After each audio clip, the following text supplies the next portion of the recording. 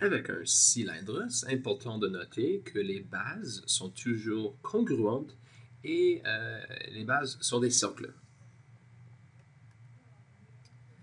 Avec un cube, c'est un peu différent, un peu spécial parce que il y a 6 faces et chaque face est congruente.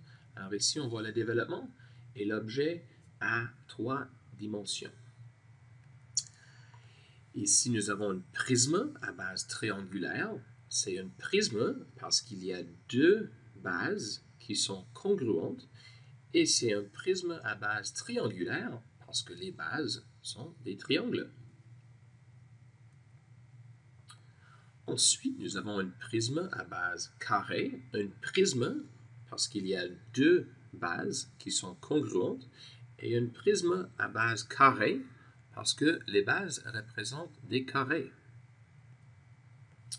Avec un prisme à base rectangulaire, encore, c'est un prisme, donc il y a 2 bases congruentes et les bases sont des rectangles, donc un prisme à base rectangulaire.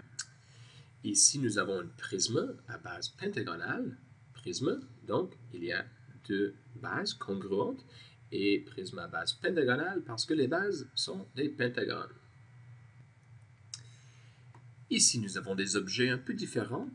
Ces objets sont différents parce qu'on peut voir qu'il y a seulement une base.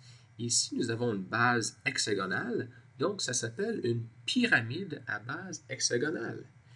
Ici, on peut voir que la base est triangulaire, donc une pyramide à base triangulaire.